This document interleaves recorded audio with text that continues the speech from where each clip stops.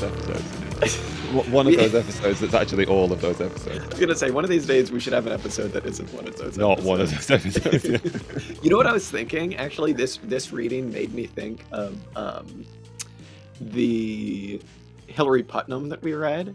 And I was like, when would we have read that? And then I was like, that was probably about 80 episodes ago. I was like, holy shit, we've done just a stupid amount of these. Yeah, so yeah. far. I suddenly realized how many we'd done the other day. I must have a similar experience of just like, Yeah, 80 or 83 or 84. What is it? I don't know. I think we're on. This might be 86. I don't know. Uh-huh. Be able to look at it now. And it was funny because when we did the tier listing on YouTube, there were like a couple readings that I just didn't remember at all. And one of them that I just had no recollection of at all was the Ellen Meekson's Wood.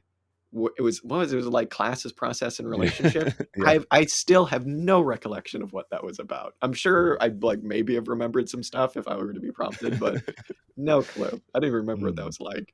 Maybe we both need to go back and read that again. Yeah. Or not. Yeah. No, we're not. Or if it go was back that, and- if it wasn't that remarkable to us at the time, and maybe I'll go back and read it again because clearly it made an appreciate that. impact on me at some level, and then maybe Yeah, I'll let me know. explain it to you. Yeah. I'll do the same with the first 3 chapters of Capital. Oh. I mean, clearly that didn't make an impact on us. I thought you were going to say whatever that Louis Althusser episode is. Oh, God. Essay is. Yeah, jeez. I'm not even sure what it's called. Yeah. ISAs, RSAs. I just remember the one thing I remember from that episode was you being like, we were talking about the how he's like, and man, have you ever thought about how like the school day is 8 hours just like the work day? And you were just like, yeah, no shit. Yeah. Where'd you get that from? Rage Against the Machine. Exactly. Famous structuralists, Rage Against the Machine. Rage Against. There are a number of things in my like embarrassing left wing past that I would like to forget about, like perhaps like Occupy and stuff like that, or just like that general aesthetic around those times. Rage Against the Machine, something I will always defend. Incredibly cool. Hate to say it. Sorry, they're wrong. Good music. Good music, folks. Good people too. I hope. Oh boy. I don't really know too much about them. I hope they're good people. Everybody's in a state of not being cancelled yet. But Tom Morello, he's a Star Trek fan. He's in several episodes of Star Trek. So. Oh yeah, he is, isn't he? Yeah. Oh wow. Oh, yeah. He was a male stripper, I believe, before he like made it big. Which respect. That's pretty cool. Yeah. Good for him. What a life. Jeez, I just have like an admin job. I've been reflecting, Dan, on our interview with Jason W. Moore, because I believe that was our last episode. Mm-hmm. And I don't know if I kind of just wanted to pause on it again because that was pretty cool. That was really cool that we were able to talk to him, and I think very eye-opening in a number of respects. And yeah, I don't know. There've been a couple of things that I've kind of picked out of that have really kind of given me pause. And I think really just hearing him explain when you were kind of asking him about the kind of subject-object relationship and really kind of picking at it, that really made me go, okay, wow, yeah, this is all some really good stuff. And it really made me kind of, well, as much as I've already gone back and gone through, what's it called? Capitalism and the Web of Life. Maybe want to do it again. Really good stuff. I don't know. Have you been thinking about that very much? I think I've been thinking about those things which he discussed as being his influences, or he encouraged us to go and read. And it's sort of like, because I was so grateful that he was willing to come and do it. And he clearly such a sort of like eloquent and erudite and rambunctious and friendly person to have a discussion with. But also I've sort of bowled over with that sort of like scope of knowledge and the ability to weave it all together. And that sort of obviously made me want to go off and sort of tap into some of those resources or references, that kind of thing.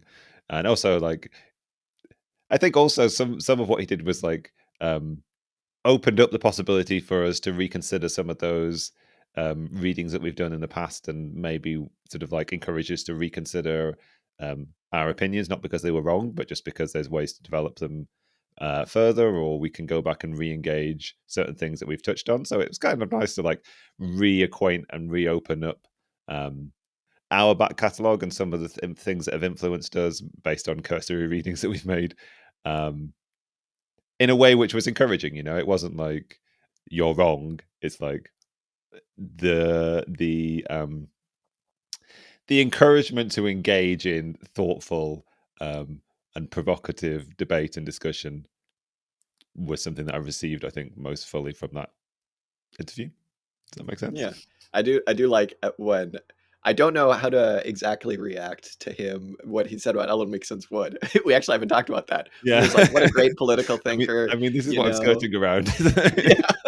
Yeah, we should perhaps rethink some of our thinking around our praise of Ellen Mixon's Wood. Dude, it was so funny when he was like, nobody ever reads Wallerstein and nobody ever actually reads Brenner. And you and I like both looked at each other like, oh.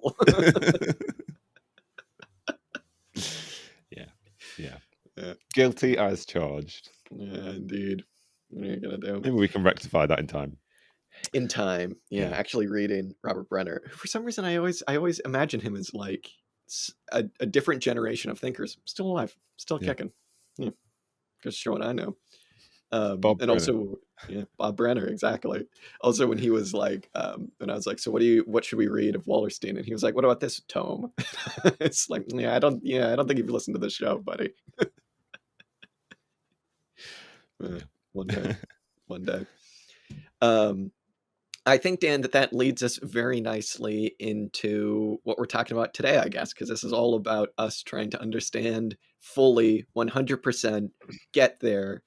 We need to understand the dialectic. We're on a kick right now. We need to figure out this whole dialectics thing. My dad listened to the Jason W. Moore interview, and he was like, yeah, wow, that was really interesting. And then he was like, what is the dialectic? And I was just like, I don't know. I was like, I don't know how to explain that. Yeah, I made a similar attempt to try and explain it to somebody, and I think it was a very circular thing where I just went round and round and said synonyms for dialectic and then left it at that.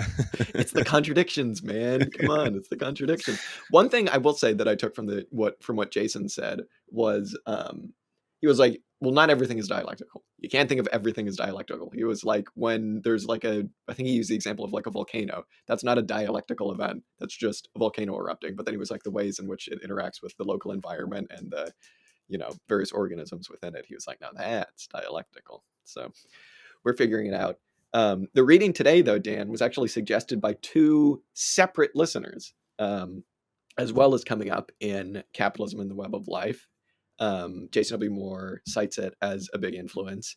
This was suggested by a listener named Sad Dog in our Discord, as well as Will from who you will all know from the episode we put out last week, the mini episode, Agro-Industrial Society. That Will, he suggested this. So a bunch of people have said we need to read this. The Dialectical Biologist, Richard Levins and Richard Lewontin. We read the first section, the first 100 pages. It's 3 different essays. All about evolution. And we've been wanting to talk about evolution for a while and kind of criticisms of Darwin. I think you told me a long time ago, like when we first met, you like told me a little bit about kind of Kropotkin's more like mutual aid theories of evolution and stuff like that. And ever since then, I was like, interesting. This is. I'd like to hear more about this anti-Darwin theories of evolution. But yeah, we'll get into what we thought of it here in a sec. But and maybe how much I understood and how much I didn't. But I don't know. Cursory thoughts. What'd you think? I mean, I think we're in a similar position. I did enjoy reading it. I think it could have warranted multiple readings through. Sure. It's definitely very heavy on examples, which I guess is certainly what you want, or is certainly what they wanted to provide, is a very sort of example-rich, very detailed analysis of what they're trying to explain. Obviously, my brain is always looking for the sort of like theoretical underpinnings and sort of like, so what I was doing was trying to sort of parse out between the examples to try and work out what the sort of like continuity of the argument was throughout the section, which I guess we're going to try and make some attempt. I'm going to try and make some attempt to to demonstrate my understanding or lack thereof in a minute. But it was thoroughly enjoyable. The thing that I enjoyed most about it was they are two scientists, I don't know that for sure. They're two scientific thinkers. They're presenting scientific ideas. They're making a contribution to a scientific literature. But they're both their, I guess, their commitment to politics, but more importantly, their willingness to synthesize and analyze the norms and practices of science through a critical lens, which is informed by a sort of political understanding and a criticism of ideology, was very enjoyable to find. Right, so obviously you find political books that are influenced by science, but to have a very comprehensive book on a scientific topic that melded cautiously but very confidently with a political outlook was refreshing for me. I would agree. It's funny. I was reading some reviews of this book from when it came out, and a lot of the more kind of like bourgeois reviews kind of had the exact opposite experience that I had with it, where they were like, they put forward some really fascinating and extremely compelling radical arguments on the relationship of the organism and its environment and how Darwin might have got this wrong. They were like surprisingly open to that, but then they were like, but what they have to say about Darwin's political influences, I don't know how they could possibly say that. And I was just like, I mean, that like I just take for granted. Like obviously he was like completely influenced in terms of like bourgeois ideology in the middle of the 19th century, right? Because the general idea behind that is that these ideas of survival of the fittest and even of adaptation to a certain extent and natural selection all kind of have their mirror in bourgeois political economy. Um, and I've kind of just taken that for granted forever, especially survival of the fittest. It's like, well, that doesn't necessarily seem right, that everything's always in competition with each other, that we're progressing towards like perfect rationality, and each step of evolution is, getting towards, perfection or whatever. But, very interesting. And obviously we can see, I think, where capitalism and the web of life gets a lot of its influence from in reading this. Sure. I mean, this is I think the sort of central thesis of this first section is all about the mutual interaction between the organism and its environment in a way which is obviously dialectical and doesn't like privilege one over the other. The other thing, just quickly on Darwin, what I sort of feel like this book does is very similar to what the best books that we've read on Marx do, which is take him as a thinker in his context with an open theory, which is constantly being worked and reworked and admits its mistakes and its gaps, and isn't independent and separate from the thinking of its time, but fits into it. So for that kind of like a sort of like, I guess, intellectual biography of a person, this is also quite an interesting engagement with their thinker, I guess. Yeah, just the bit about like Darwin's family as being, they started as like poor, I don't know, cobblers or whatever, not cobblers, but just like some poor schmucks. And then eventually they became wealthy industrialists. It's like the implication there seems kind of anecdotal, not necessarily anecdotal because it is how Darwin was raised and that you could see how this ideology would seep into his thinking. But it's like, I guess maybe it didn't, but it is an interesting parallel to see like how he was raised and the kind of era of bourgeois ideology that he was born into and how that might have seeped into his thinking. It's compelling, even if it might not be true. It's correlated, definitely. Yeah.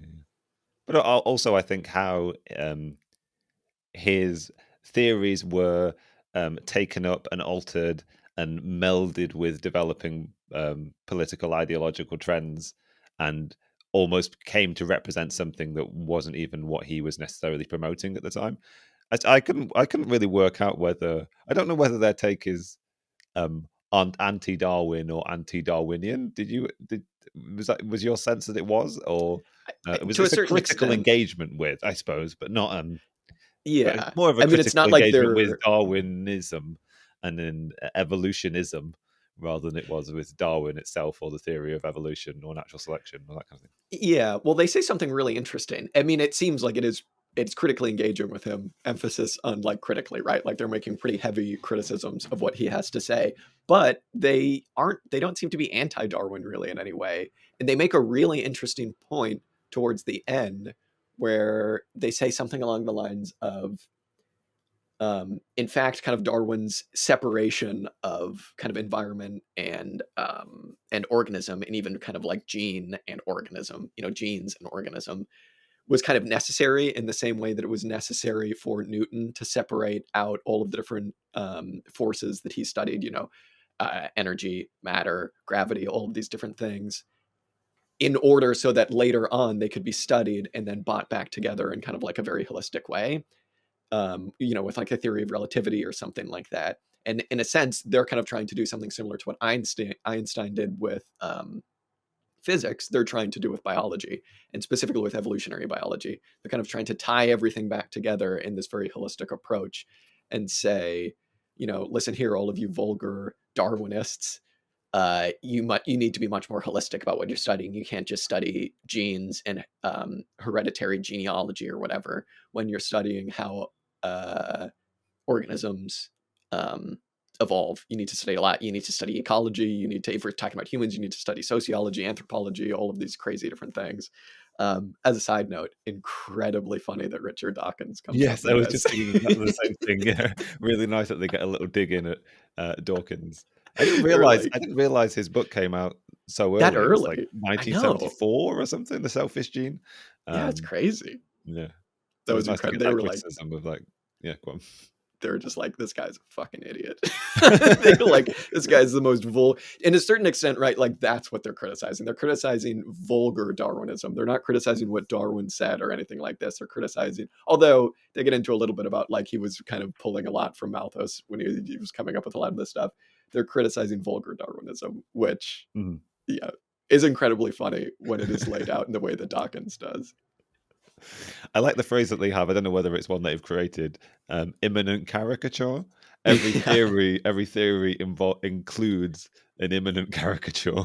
I found that enlightening. I found that enlightening. It really did do a lot to sort of like solidify that idea of vulgarization of something in my head, because obviously we like people throw around the idea of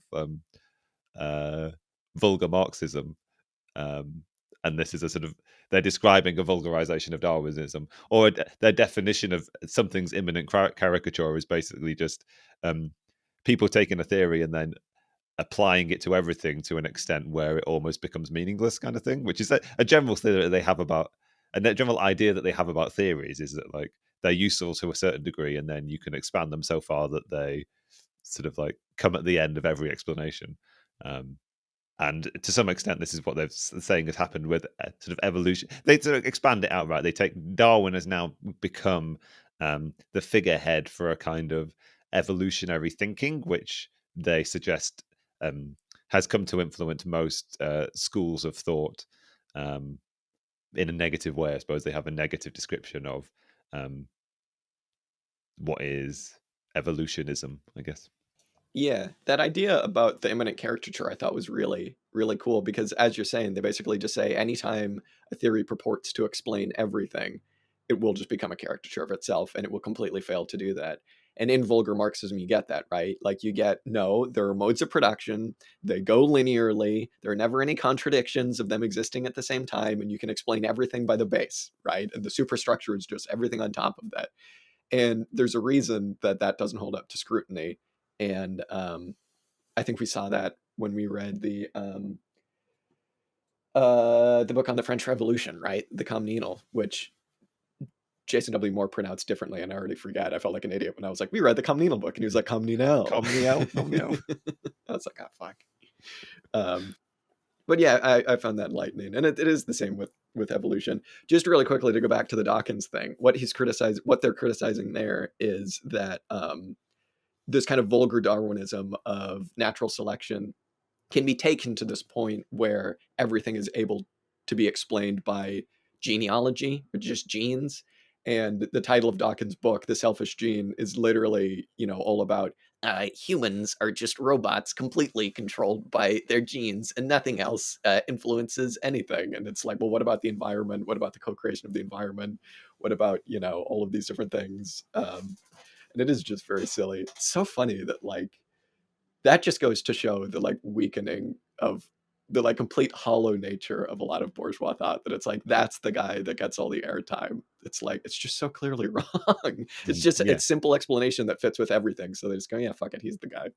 Yeah, how do they describe it? The theory that basically all that exists is genes. It's kind of like, and everything else we're just sort of subjects to our genes, I guess. Which I guess is a good example of non-dialectical thinking. Yeah, oh my! I wonder what Richard Dawkins would say if you were to be like, we told him he was insufficiently dialectical. Richard Dawkins.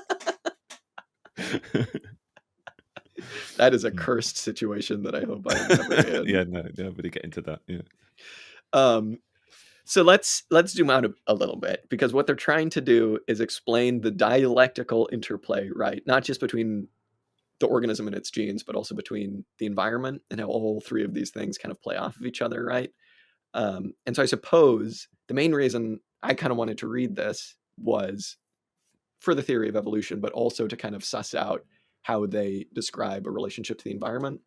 And it's what you were talking about, right, during the last episode, about like, what is the subject-object relationship? Something is acting on something, because our kind of experience with this stuff is very much, how does capitalism interact with its environment, quote unquote, and kind of trying to come to terms with those ideas of capitalism and nature and capitalism and everything acting through each other. And this was a really interesting, like, concrete, it gave me much more of a concrete understanding. They have plenty of examples throughout all of this, whether they're talking about like Brownian motion and like little microbes, or whether they're talking about like, the ways that like certain birds, use energy. It's all really, really good. I'm just going to read a little bit here where they talk about the environment stuff and how we're supposed to view the environment. They say, evolutionary ecology is not so much the study of changing characteristics of organisms in particular environments as it is the study of changing patterns of response to the environment. But organisms do not respond to, quote unquote, the environment as a whole. Rather, they react to some aspect of the environment. An organism might detect the onset of winter by the shorter days, the lower temperatures, or the deteriorating nutrition. A predator may be detected by its silhouette or odor, a host plant by its shape, odor, or color. And so this is kind of when they're talking a little bit about adaptation. But it's really interesting because they're really placing the emphasis not necessarily on the things themselves of the environment, which we'll go into in a second, why you can't just kind of call something the environment, and the object. They're really placing a lot of emphasis on the relationship between the two, which is definitely what we saw when we've been discussing, our kind of like ecology in these recent episodes, and about the interplay between social relations and, the like free gifts or whatever. It was really enlightening. Yeah, I had a big sort of aha breakthrough moment all around this kind of thing of like what I realized, because we do so much talk about. Well, obviously we've talked with and read Jason Moore's book, but also I was thinking about the sort of systems theory reading that we've done and the viable systems model reading that we've done. And what I realized in this was, you can get very lost, as you say, when you think about the environment. It's one organism and its interaction with the environment. And you can imagine that environment meant to be the entirety of the external world, right? But I guess like the viable systems model would tell us, and this book sort of encourages us to think about every organism having a specific environment, and one which they interact with in lots of, one which interacts with them, but also one that they interact with very heavily, up until a point where, I mean, this whole, I was sort of like, obviously the third section of this, the third chapter of this section that we read is all about the sort of like subject object, and sort of seems to come down on the idea that, well, they end with this very definitive statement on the way in which the subject, the sort of organism, makes a whole series of very deliberate choices. They kind of like affirm the organism as being a subject in a series of particular ways. Those ways are all ways in which they engage their environment, whether it's they say that the organism like chooses its environment, or whether it sort of makes certain modifications to the environment, whether it makes certain modifications to itself to adapt and fit into the environment. but that's sort of like focusing it in on the organism having a very specific environment was maybe a late clarification to me that I should have worked out much sooner, but I was pleased that I finally got to it when I was reading this. Yeah, they call the environment like a way of life. They're like, you can't think of it as like some external thing. It's a way of life. And they use all sorts of examples. And this is something that I'm still kind of trying to understand and come to terms with, but they talk about the way in which the environment and the object or subject or whatever co-create each other. And this is really obvious when you look at capitalism and the globe, right? Like global ecology, um, global warming, as well as, just running out of fossil fuels going the other way, I suppose. Um, but they talk about, what's an example that they use about like woodpeckers actively altering their environment and the environment, actively setting constraints on what that organism can do, right? Or even just something as simple as like, any animal setting up a nest or something like that. Like the environment is very much constantly being co-determined and the object is being co-determined by its environment. And so in that way, you do have to understand, oh, okay, it is, you kind of have to say it is, and it's, the environment is almost like an act. It's like a verb. It's something that's constantly being done, right? And constantly being made. And so when they say it's a way of life, at first it's kind of like, okay, yeah, like what are you smoking, man? Sounds pretty good. But then you're like, oh, okay, I kind of understand what they're saying here and why this kind of rubs up against a little bit of the example that we all see in our textbooks of like, the birds on the Galapagos Islands with this bird have big beak because of the nut that they had to eat, and this bird have little beak because they just eat the little worms. You know what I mean? It's much more co-created. And I also got the sense that it's a much longer process as well. They talked about,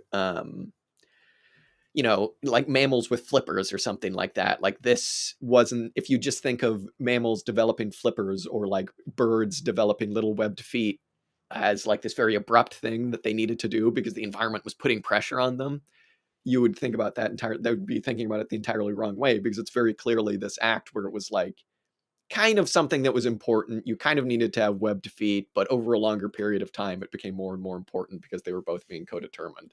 And it seems like a little kind of nitpicking thing to say, but it does have pretty big implications, I suppose.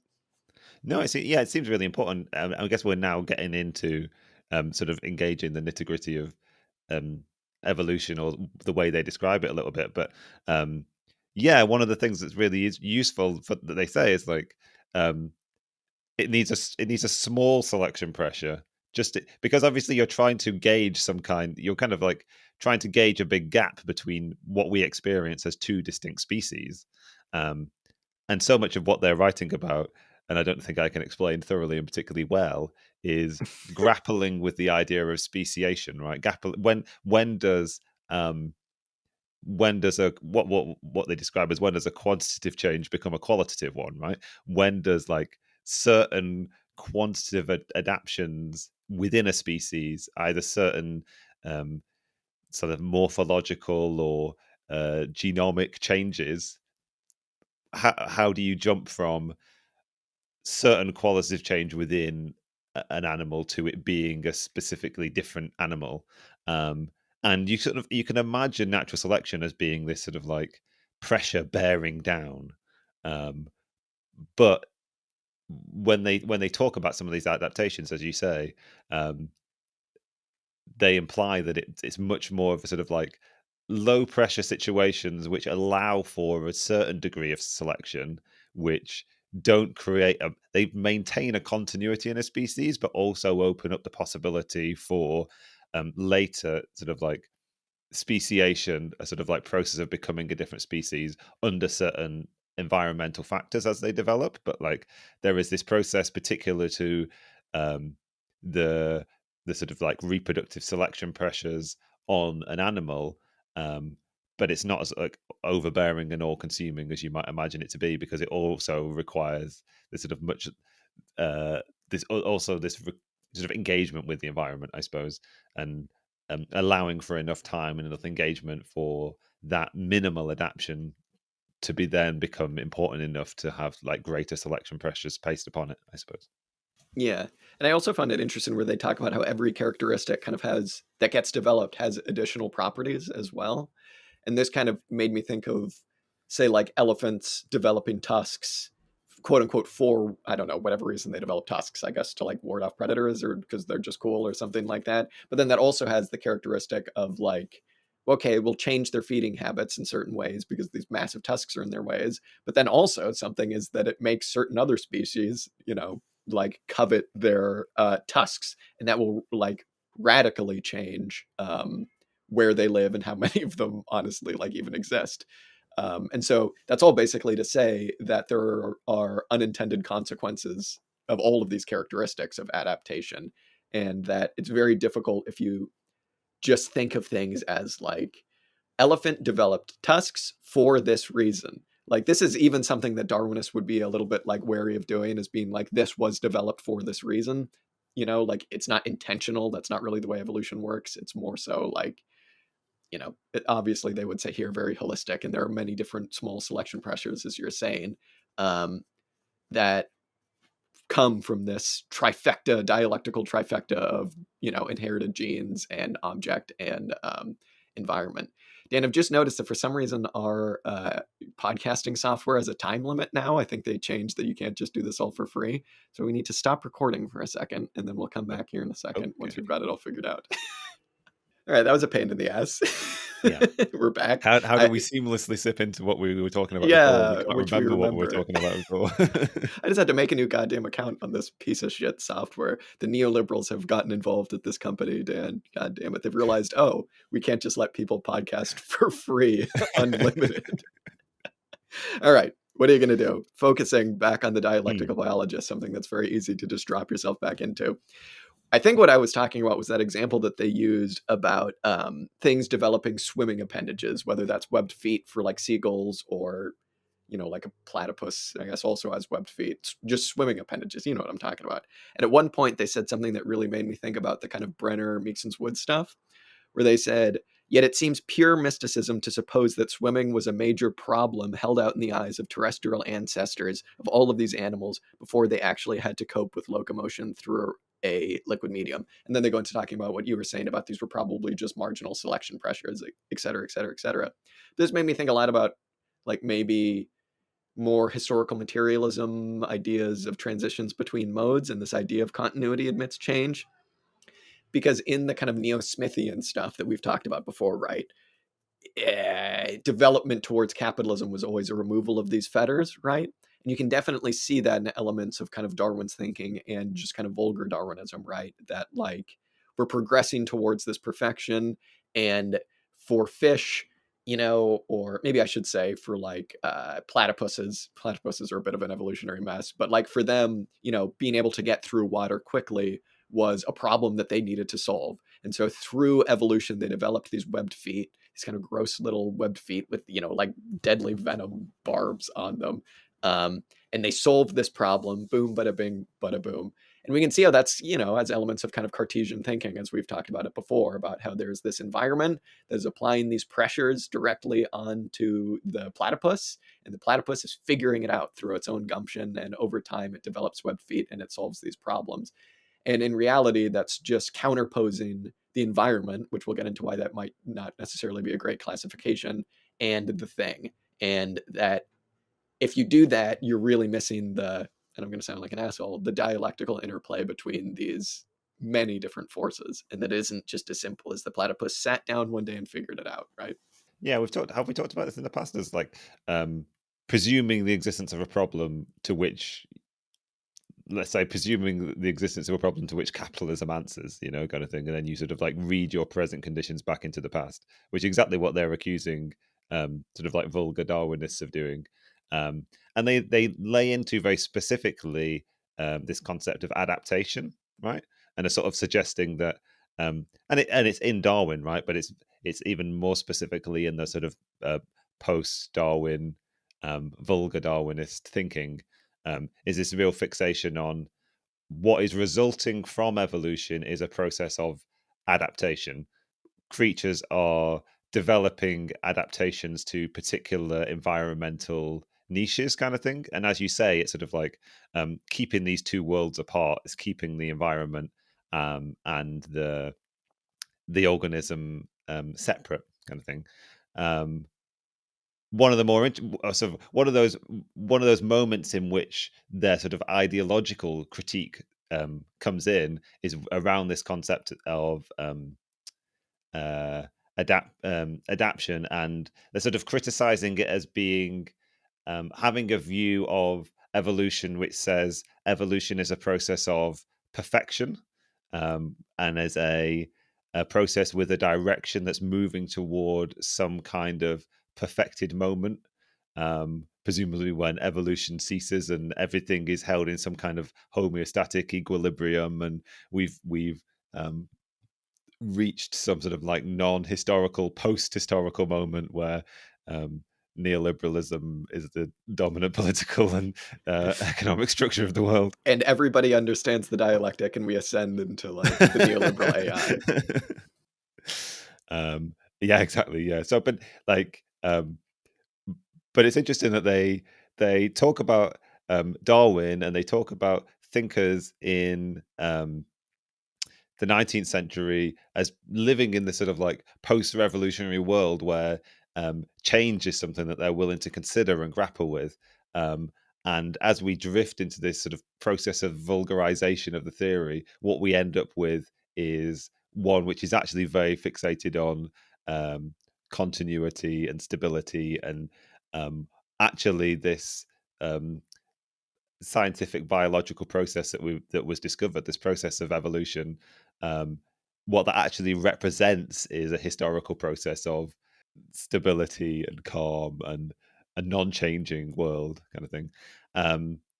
One of the interesting things I say about Darwin is, in actual fact, this is something that he really struggled with, because he noticed that there were sort of he talks about the eye, and he notices that there are these evolutionary creations. They're these creations of the evolutionary process, which he sort of wants to describe as sort of perfected in some ways, but he's actually really troubled by that notion, because he recognizes that that really undermines the theory that he's putting forward, which is actually really dynamic and constantly changing, and a sort of constant process. So that's one of the defenses they offer of Darwin, as not really one of the ways in which people have subsequently vulgarized Darwin, is that they don't seem to have the trouble that he did when it came to these kind of notions of perfectibility and adaptation.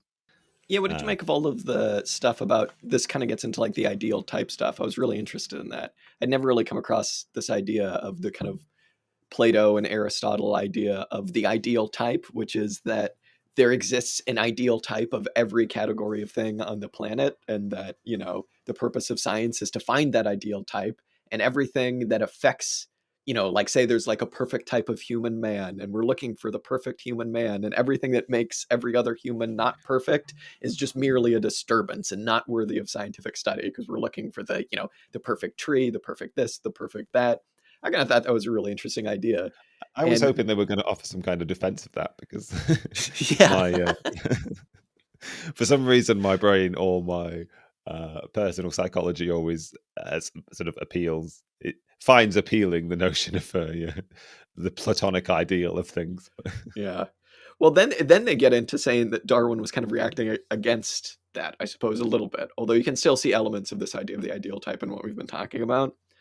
So they said, and I'm still kind of trying to come to terms with this. They say that Darwin's intellectual revolution lay not in his theory that organisms evolved, since that was already widely believed, but in his rejection of the Platonic Aristotelian idealism and his total reorientation of the problematic of evolution. And they go on to say he replaced the ideal entities, species, with the actual material entities, individuals and populations, as the proper objects of study. Darwin's revolutionary insight was that the differences among species that the differences among individuals within a species are converted into the differences among species in space and time. The problematic of this evolutionary theory then became, and still remains, trying to figure out the mechanism for this transformation. So that is all really interesting, just in terms of like the ways he's reacting against older theories of thought, and the ways that this kind of parallels the bourgeois intellectual revolution as well. Um, and again, this is kind of one of the moments where they're like, we're not trying to dump all over Darwin. This is kind of one of the moments where you see this was kind of a necessary step in understanding the ways that this stuff all actually works. Like Darwin had to break everything apart, look at the individuals as the prime movers of everything, and the different populations that they exist within, to really put them all back together in this holistic way. As a side note, I really loved, was it Lamarck's theory of evolution? I'd never come across that before. I spent so long rereading that section and trying to be like, what is it he's actually saying here? That this is how things evolved. I was like, there's no way it's as stupid as what I think it is. It actually was as stupid as I thought it was.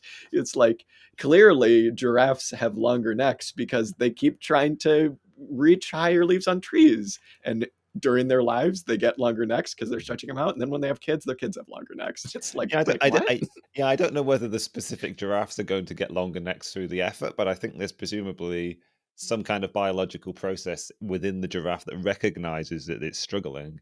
And then so when it procreates, there is some kind of process which naturally creates offspring with longer necks to fulfill the requirements that their parents struggled with, I guess. Turn on the long neck gene. Yeah, but this is one of the like. This was a really, really interesting section to me, or part of this was that how they demonstrate in this assessment of this intellectual development, how they're sort of demonstrating how Darwin was taking things from the sort of evolutionary thinkers of his day. He wasn't the originator of this theory of evolution. He didn't sort of stand totally outside of the intellectual tradition, but rather what he recognized was that well, they describe it as a difference between a transformational theory and a variation theory. So like the transformational would be this sort of Lamarckian approach, which says there is something happening to every member of this species, and by virtue of the fact that that species is suffering this thing, whatever it is, it leads to this process of change in future generations. Whereas what Darwin sees is the specific individuals of a species. It's not that all giraffes are alike, but that there is variation within the body of a species, which allows for sort of like independent development over long periods of time, kind of thing. And the suggestion that like it's in some ways this comes back to the qualitative and quantitative, right? That like there is this sort of like ontological relationship between a species and the sort of individual members of that species. Like the changes that happen to the members of the species determine what's going to happen to this sort of species in future generation, kind of thing. As his unique contribution, it was good. Yeah. And again, this is all the thing that really interested me about all of this is the ways that all of these things are influenced by the environment. And one thing that I thought was very interesting was, again, this dialectical interplay between like organisms actually decide what their environments are to a certain extent, right? Because it's like to a woodpecker, like the tree is its environment or whatever, but like the lake, maybe not so much. That's not necessarily something it really cares about. Or the hedgehog doesn't really care about the canopy. So organisms kind of individually choose what selection pressures are kind of placed upon them. But then to a certain extent, the environment also decides, well, no, this is actually kind of your environment, whether there's like a massive flood or a tree falls over or all of these different things. And that it isn't as simple as just saying, as maybe Darwinists would say, like, no, it's entirely all about these selection pressures. They're like determining every single thing about the organism. Again, it comes back to this really interesting idea just about the relationship between the environment and not. But then again, like even using the word environment, it's very difficult because it's like, the hedgehog is part of the environment to what it views as its environment, right? Like the tree, which has like squirrels burrowing it or in it or something, that's very much its environment. And for the squirrels, the tree is its environment. So to a certain extent, they're maybe even reacting against a concept of environment at all, or at least a concept of external. Obviously, you need to have some kind of boundaries within your systems. Otherwise, you're just going to be like, it's all one big thing, man, and not really get anything done. But it is all quite interesting. What else do we have to say on the kind of evolution stuff, do you think? Well, there was this I think we should come back to this because it kind of relates very much to what we were talking about with Jason last week. Is there's this emphasis on what Darwin is doing as being an analysis of historical forces and sort of the interaction of an organism and with its environment, and crucially through history over time, is the most important thing. And there's this really lovely quote that I sort of wrote out, which is that what appears, I suppose, as static variation in space. So you have, like, if you take one snapshot of a moment, you don't see a dynamic process. You see a certain quantity of static variation, but it's only when you add in sort of time that it becomes this sort of like dynamic process. I mean, one of the things that seems to be missing from all of the theories that they're critiquing, I suppose, is this sort of like aspect of time as being central to Darwin's thinking. It's another thing to sort of accolade to give to what Darwin was doing was to like sort of like put this in the context of deep time, I suppose. Yeah, and I mean, I guess that gets us into talking a little bit about just adaptation in general. There's so much in these 3 essays that could be applied to, I think, anything that we've talked about. We've touched briefly about how it can be, put into like historical context and historiography and the ways in which we study history, especially how it kind of jives a little bit with the kind of Brennerist stuff. The thing that I was thinking most about, though, throughout all of this, and especially when they were talking about adaptation, was systems theory, and specifically, like you said, Stafford Beard. And the viable system model is like very, very it works very well with what they're talking about here. And one thing that I've been thinking a lot about recently is when we've been trying to come to terms with this question of environment versus object, right? Is the way in which the little simplified model of the VSM kind of just completely solves this, right? Because in the simplified model, you have the little diamond up top, which is the meta system. Then you have operations. And then on the left, you have the environment. And there's this really interesting interplay where he's like, if you want to actually have a viable system, you need to have operations monitoring the environment. You need to understand your environment, and you need to also have the meta system be responding to the environment. And so in this reading, Lewontin and Levin put forward 3 things that they say makes a system adaptive. And I was just like, oh, this is straight out of the viable system model, and it's probably reversed. Although, when was this written? 79? Maybe not. I don't know. They're on the same stuff. I think 85. Oh, no. Oh, is it? Yeah, well, 79? Oh, at any rate, 85. Yeah, you're right. At any rate, they jive together very well. And the 3 things that I wrote down where they're like, this is what you need to have an adaptive system, and I think this could be definitely used in political organizing, is they say you need an information capturing system, you need a response system, but you also need something that's interpreting the environment, right? And so I was thinking a lot about like, well, how could you group those things together in something like the viable system model? And I was thinking, well, the information capturing system, those are kind of all over the place. It's kind of everything but systems 2 and 3, right? Because it's operations and it's the meta system is basically what I'm saying.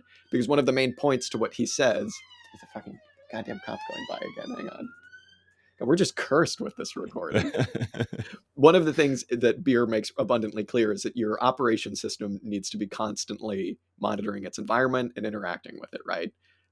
So if you're running like a political party and you have little mutual aid subsystem operation things, they're constantly engaging with the community. They're constantly doing all of this, and they're monitoring people's needs, et cetera, et cetera, et cetera. But you also have a meta system that is doing the same thing, but for the purpose of responding to future like perturbations, right? So I was like, okay, that's systems 1, 4, and 5. And it's kind of the same thing with interpretation of the environment. Although I suppose that's a little bit more just a meta system thing. You need to be interpreting your environment, but that's kind of just left up to the meta system. Operations is just kind of responding to like the here and now. You know what I mean? But then the response system, I was like, oh, well, that's cool. That's systems 2 and 3, right? Like you need these 3 things, right? You need information capturing, interpretation, and a response system. And I was just like, wow, all of these things are like perfectly encapsulated in the viable system model. And they're just things that are completely missing from political organizing, or just, I don't know, just organizing in general, right?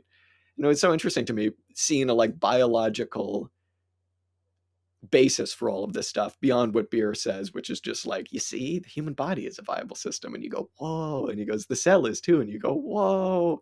Like actually seeing like a biological explanation for all of this stuff really blew my mind and really made me think to like the what's the word, the goodness of what Beer was doing, right? It seems to make a lot of sense, in which these are the ways that systems in the real world adapt, and these are the three things that they need. And I was like, oh, yeah, well, there you go. We need to be thinking probably more about, the ways we interact with our environment and how we actually even separate ourselves from the environment, if that's such a thing. We're supposed to be creating a working class party. You probably can't, right? Yeah.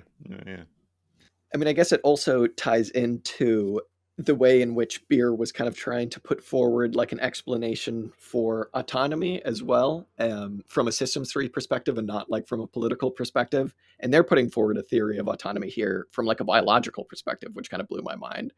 But one that like wasn't necessarily just fully in favor of autonomy. And they kind of talk a little bit about coupling of different parts and uncoupling and decoupling and all these different things. And so they say that species with very tight coupling are unable to adapt as readily as those in which different fitness components are more autonomous. And they go blah, blah, blah, blah, blah. Therefore, what has taken place in evolution is the successful coupling and uncoupling of parts as the advantages of coordinated functioning and mutual regulation oppose the disadvantages of excessive constraint and vulnerability. There's no general rule as to which is better, though.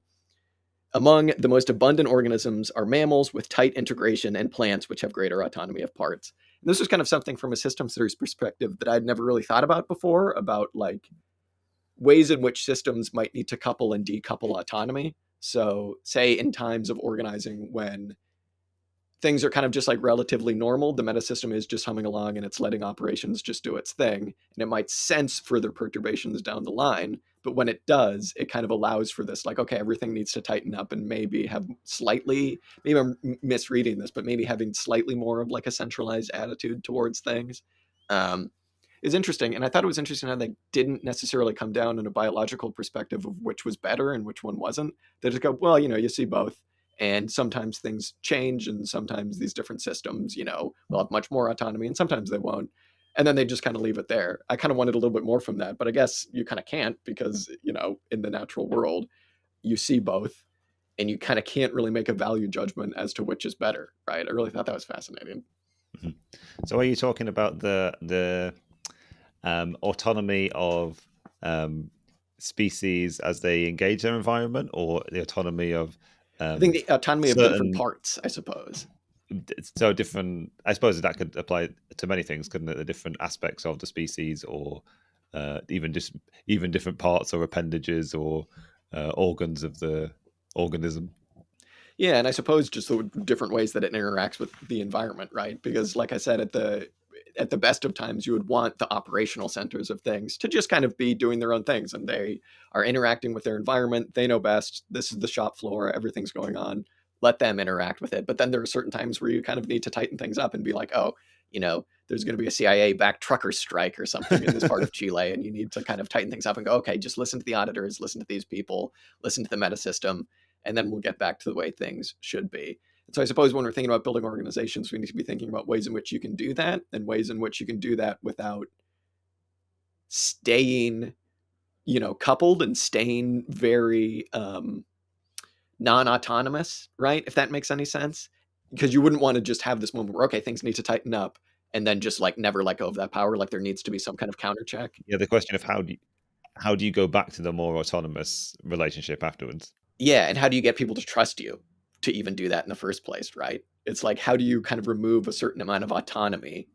I suppose just with like, being open about things. Yeah, but it's also about the sort of like the democratic or the liberatory potential of what's being offered by the viable system model is it allows for a sort of like takeover by higher levels of management or other structures without them necessarily being dictatorial or authoritarian. I suppose like there is a command structure built in that doesn't default toward that if it was being implemented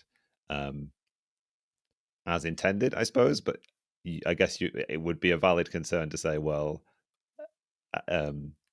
surely it's possible for an authoritarian takeover to happen at the point where some higher system intervenes, I guess.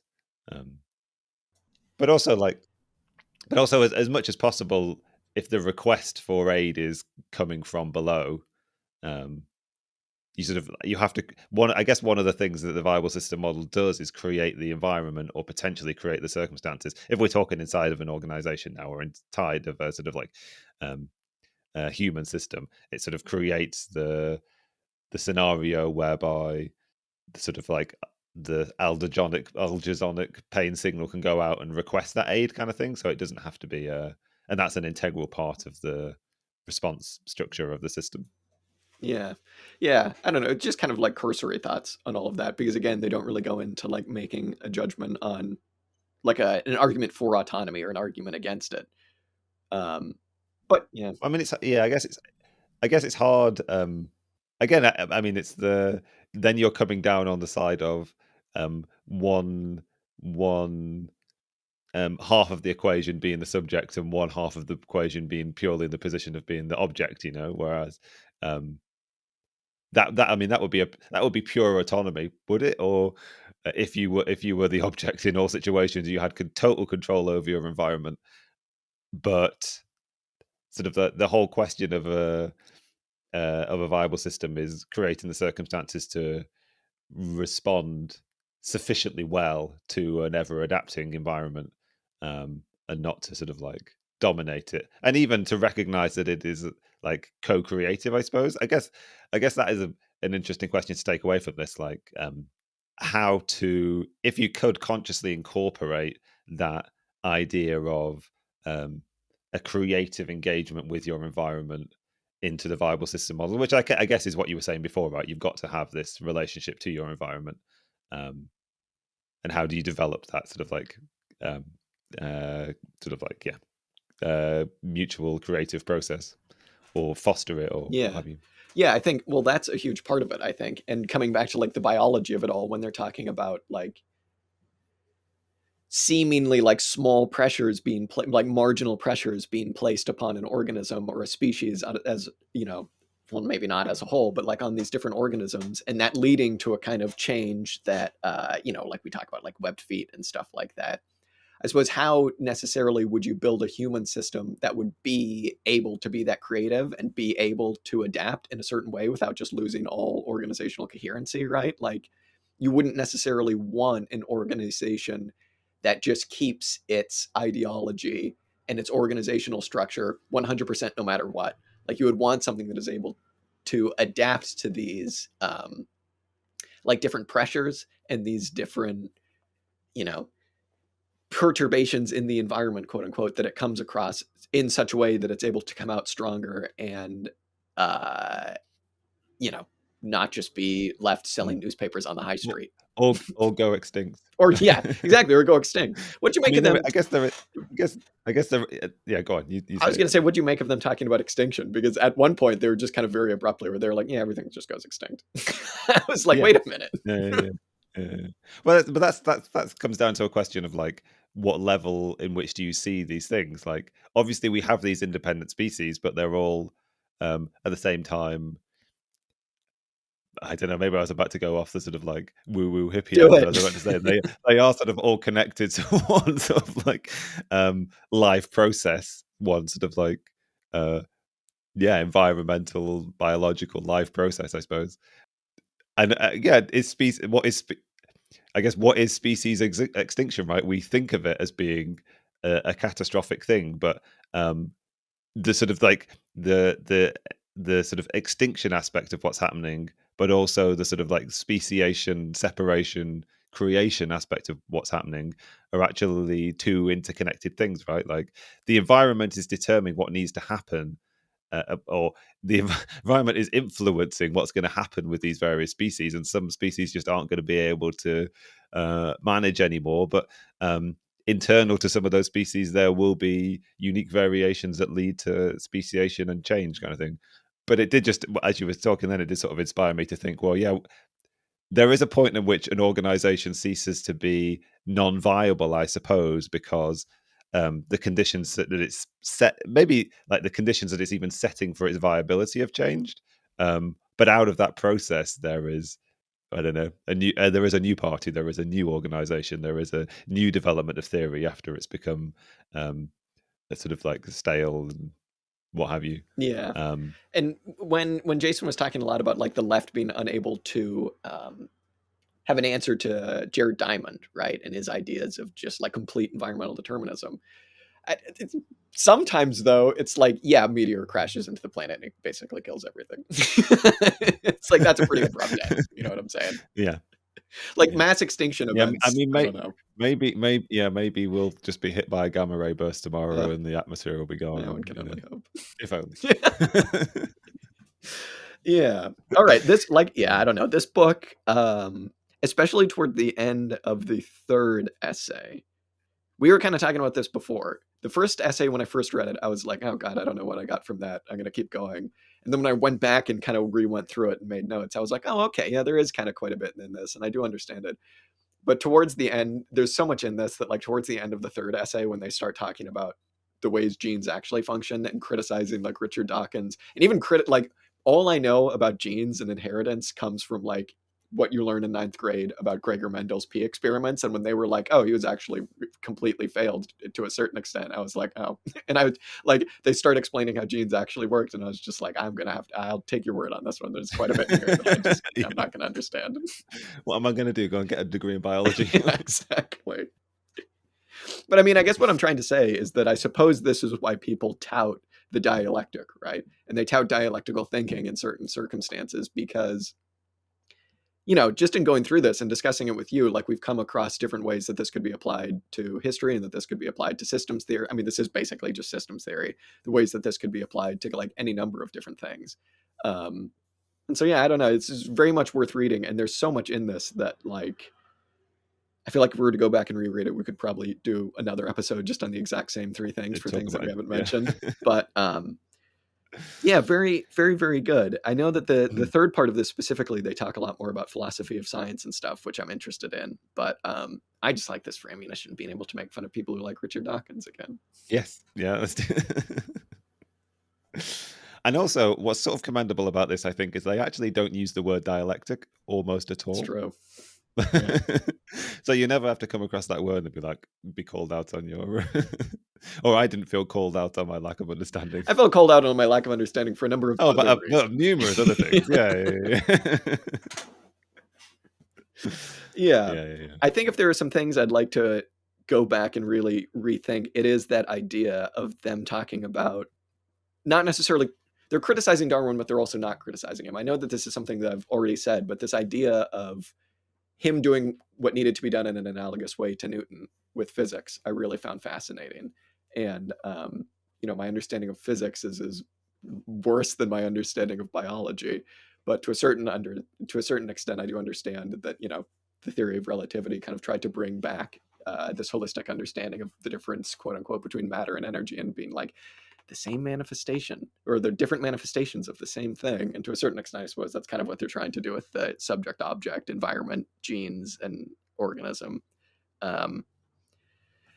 And also just kind of ponder a little bit more about the potential applications of all of this stuff to political organizing and systems theory. Because, like, when we read that Maturana and Varela stuff, it was very much like, this just feels hippy dippy to a certain extent. Just feels like you're saying we can take systems organization for human systems from biology. And Beer does this as well, you know, where it's like, oh, we can just take understanding of human systems from, you know, the human body. It's like, can we? Like, why? Like, why does that necessarily follow? And this kind of explains, to a certain extent, even without talking about stuff like that, why it makes sense. Adaptive systems, you know, here are the criteria.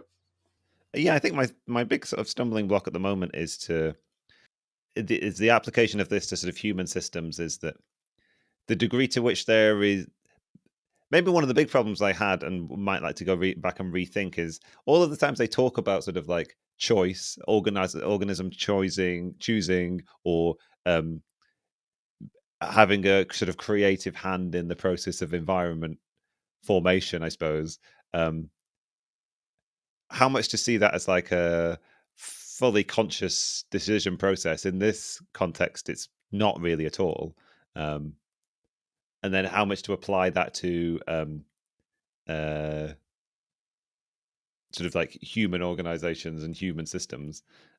They do some. There are some sections of this where they do talk about some of the uniquenesses of like human beings as a species and the impact of sort of like cultural development and how those things have become part of our sort of evolutionary process. I think so. It'd be quite nice to go back and retouch some of those things in the future as well. Yeah, this might have needed more than my like last 3 days frantically trying to be like, make notes. You need to be able to talk about this. I mean, that's what we do, right? We'll just come back and do this again some other time. yeah, exactly. When we come back to explain Lysenkoism. Which we really must do. All Marxists must have a position on Lysenkoism. We must. Again, I feel like there are some things that we haven't brought up, but again, that's just kind of the way of it. So yeah, I guess we'll just leave it at that. One thing that I thought was interesting was that last week or 2 weeks ago, Jason said dialectics is the study when he was criticizing like formalist scholars, right? Like Comminel, and these people are too formalist. They care about exactly the exact day and the exact farm that capitalism began on, which I was like, oh, don't look at me. I would also like to know the exact second and farm that capitalism began on. But he was like, dialectics is the study of becoming, right? In this, they almost make it seem like that was Darwin's stance, which I thought was really interesting.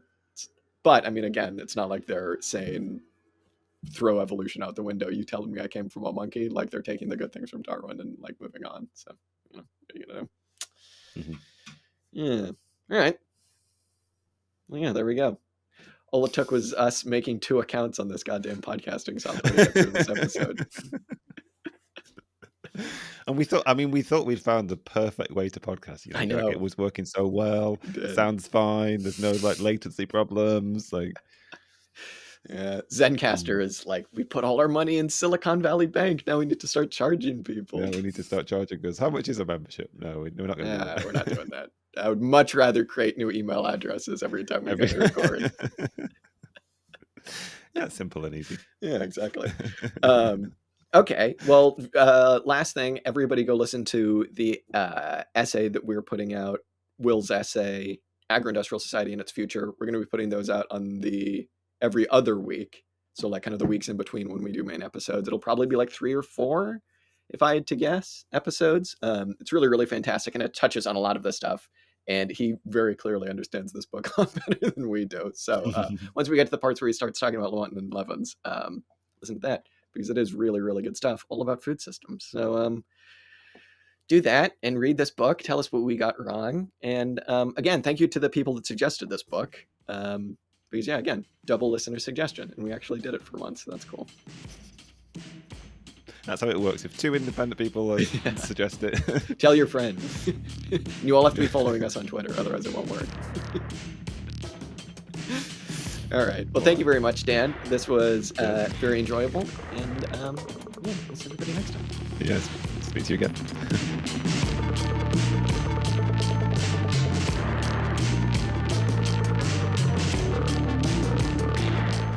The music you heard this episode was Music to Kill Bad People To by King Gizzard and the Lizard Wizard. If you like this song, you can check it out and much, much more on their Bandcamp at kinggizzard.bandcamp.com. Be sure and follow us up on Instagram, Twitter, and Facebook. And if you like what you heard, be sure and tune in next week for some more commie discussion. Till next time.